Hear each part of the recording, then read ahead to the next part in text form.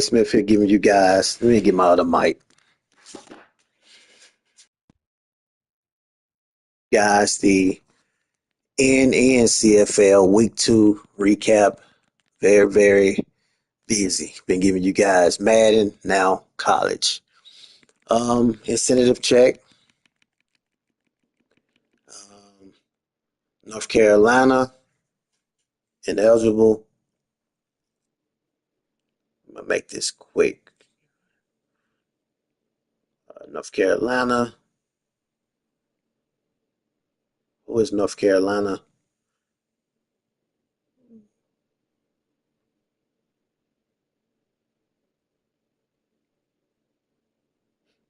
All right. North Carolina. Well, forced win away team. So Auburn, ineligible. Um, Kansas State didn't play computer. We already ineligible. Uh, that's it. North Carolina. All right, so we had some interesting games this week. Um, we also had some interviews. So, all right, let's start with the game of the week. That was Oregon and Auburn. Oregon and Auburn. Okay, that was a sim, so we don't have to worry about it. But um, we can see Oregon won in the fourth, 24-17. That's good. One less game. I'm exhausted. Long day. Real life and video game. Oklahoma, SMU using user. Um, SMU won this one 42-24. Turnover battle 1-0. Oklahoma played a clean game. And then they also lost the time of possession, but it don't matter. Well, yeah, it do matter. They lost, so that tells us a lot. Taking a look at the stats, Oklahoma quarterback Malachi Nelson, 1 TD. SMU, 235, 2 TDs. Trey Owens Jr. SMU also ran the ball well. Oklahoma ran it. They ran it pretty good as well. Receivers definitely did decent. Nothing too extravagant. Defense wise, nobody really did anything defensively. So it's a real clean football game by SMU. Um, Next up we had was Utah and Virginia Tech. Utah won 35-7. Complete domination. Um, didn't interview neither one of these guys. Utah 1-2 turnover battle. Elijah Thomas. Let me make sure because I did have a lot of interviews. Just want to make sure. Okay, cool. Yep. 4 TDs, 1 interception. Virginia Tech 219, 2 interceptions. Definitely didn't run the ball well. Utah definitely did. Um, Receivers for Utah definitely did their thing.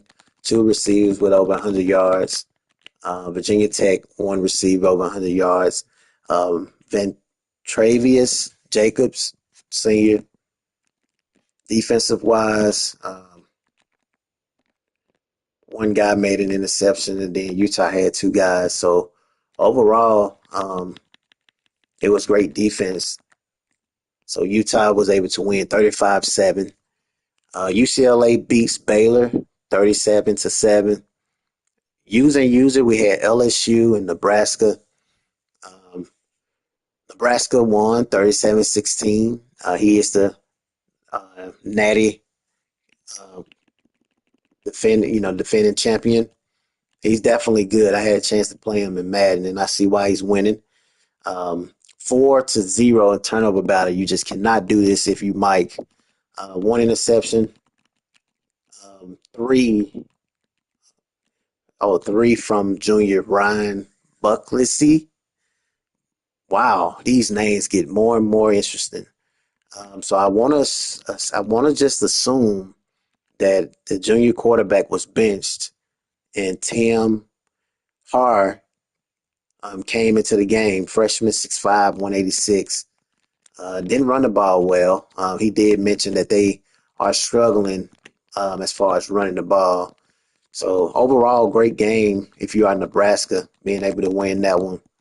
Um, Next up, we had user and user. We had USC and Bama. USC been in some tight games, man. They haven't been winning, but they definitely been in some tight games. I did interview both guys, so let's take a listen to hear what USC had to say after the loss. Hey, thanks for having me, Steven. Yeah, man, back-to-back weeks, we had very tough opponents. Penn State, Kobe, he's always in the mix. And then we had Alabama from the SEC. Z the Truth, always one of those top dogs over there in the SEC. So, you know, um, week one we fell short to Penn State, lost by 4. Uh, and then this week against Alabama, went to overtime and lost to them. Uh, Shout out to their quarterback with the nasty scramble to put them in the red zone for the go-ahead score during overtime. Um, but yeah, we didn't. I feel like we lacked a little bit of execution during that fourth quarter because in the winding moments of the fourth quarter, we definitely could have won the game. But you know, at home with the atmosphere, the fans going crazy. Our kicker went out there and he muffed the kick. He missed the kick. But overall, offense, defense, they played great. They held their own against one of the top teams from the SEC. And, we look forward to this season 3 and grinding it out and getting our recruits and building our program. Uh, we fight on. Thank you, Stephen.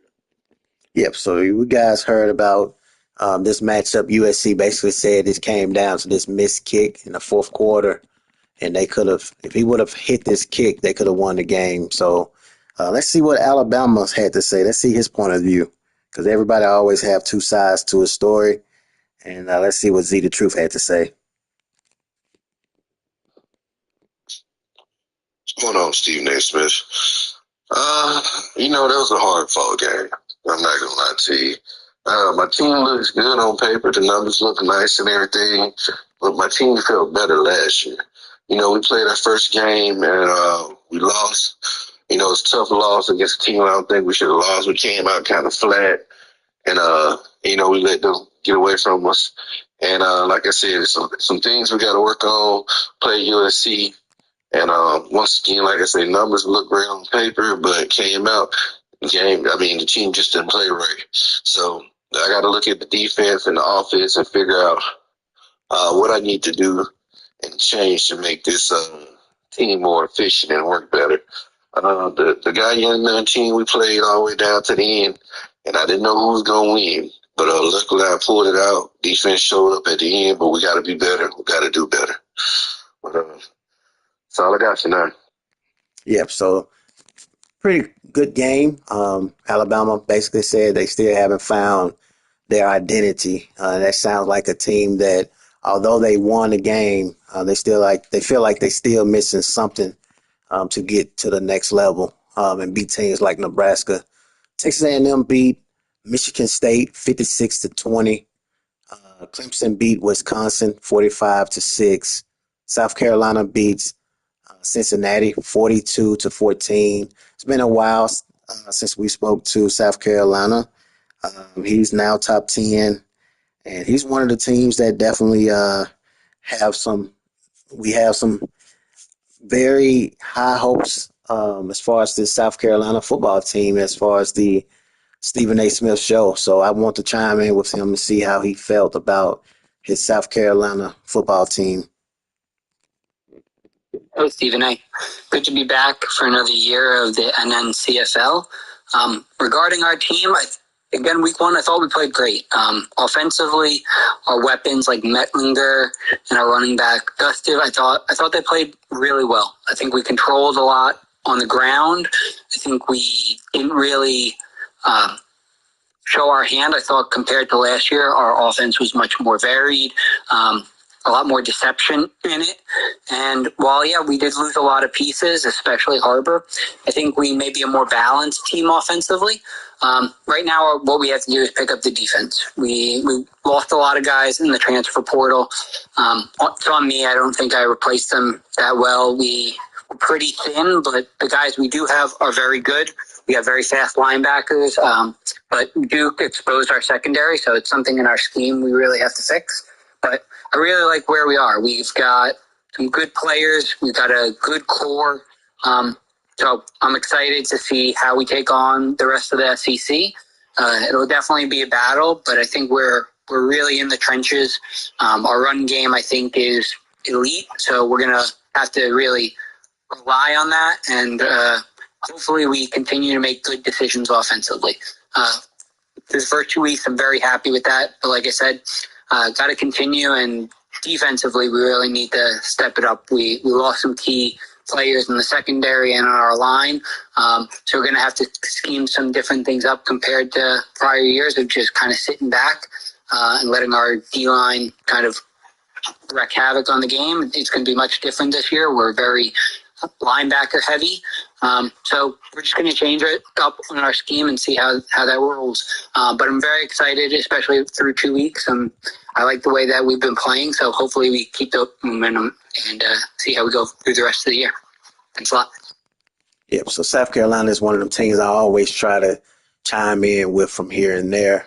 Florida beats Miami 51-0. Georgia beat Louisville 70-0. We had user Duke in Tennessee. Huge win, man. Duke is a team that has been needing or wanting to be on Stephen A. Smith's show, wanting to be you definitely have gained some respect around here, man. Darian Mensah, he's a Heisman front runner, beast, senior quarterback. I feel like is definitely first round talent. I did chime in with Duke, as you guys heard just a few minutes ago. South Carolina speaking about Duke. You know, this is a team, man, that you definitely want to watch this year. So let's take a listen to hear what OJ had to say. This football team is something special.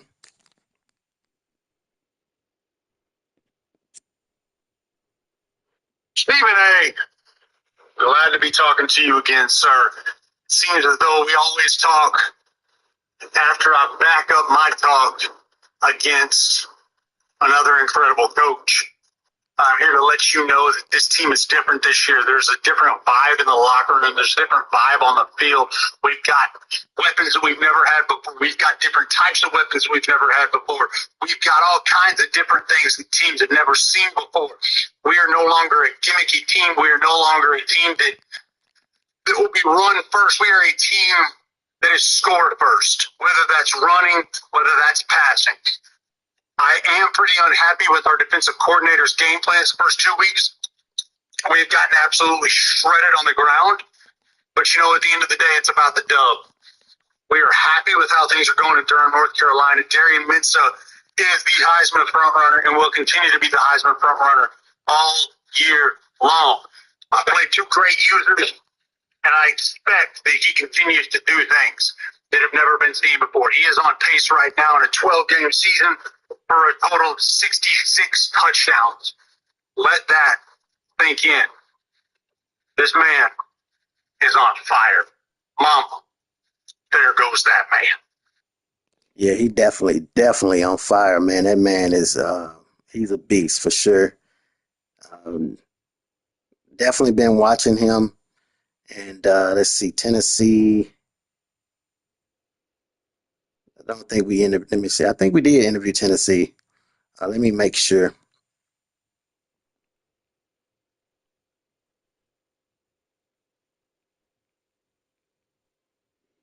Watching you.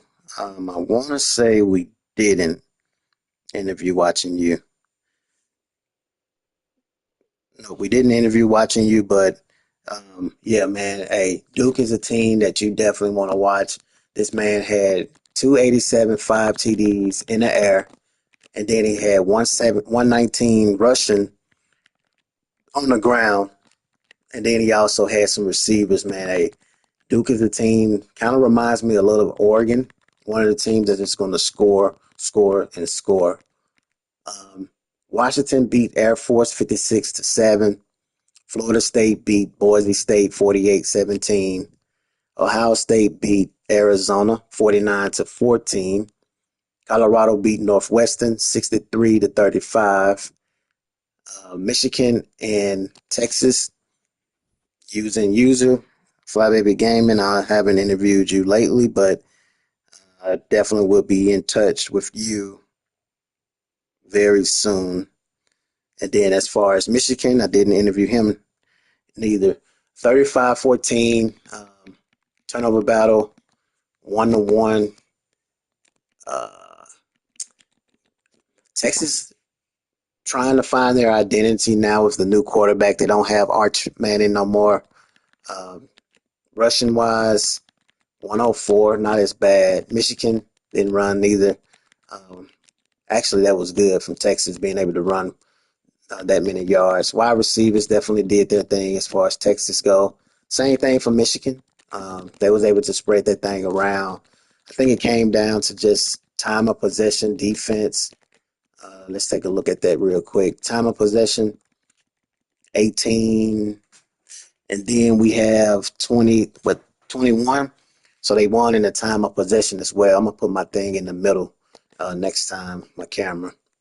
But overall, um, Texas is still trying to find their identity, new quarterback. So Penn State beat BYU 56-17 following a win against USC.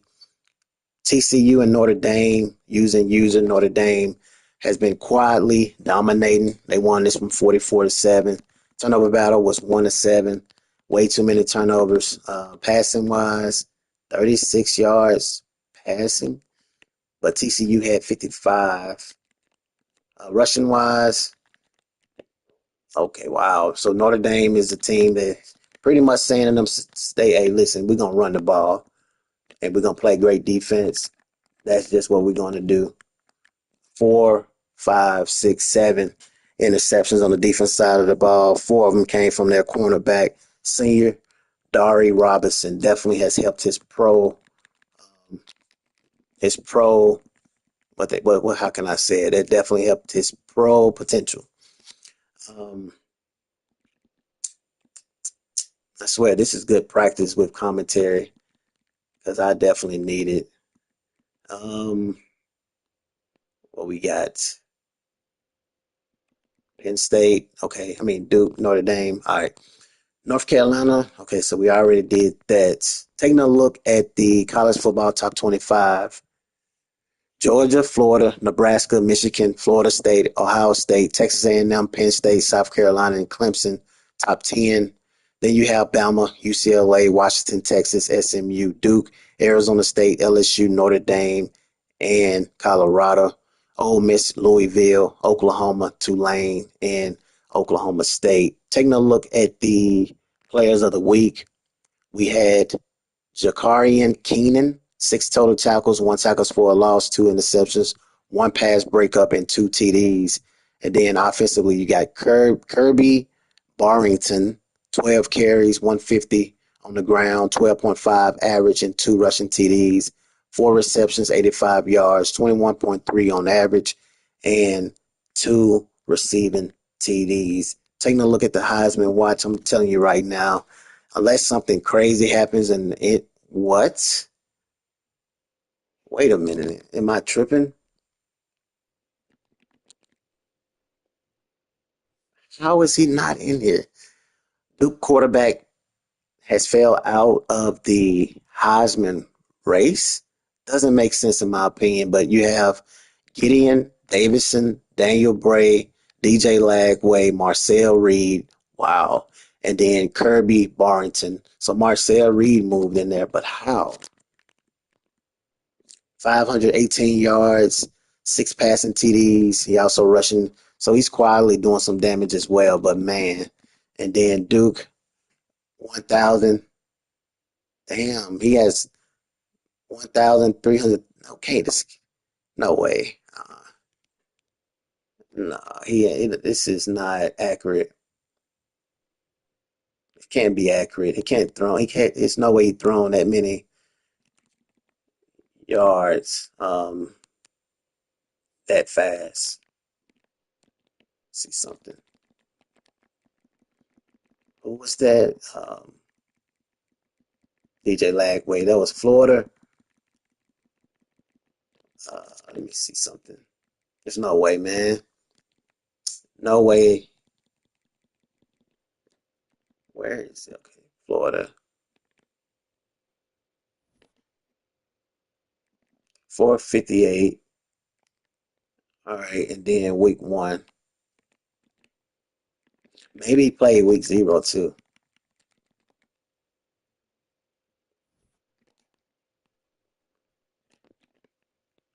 Um,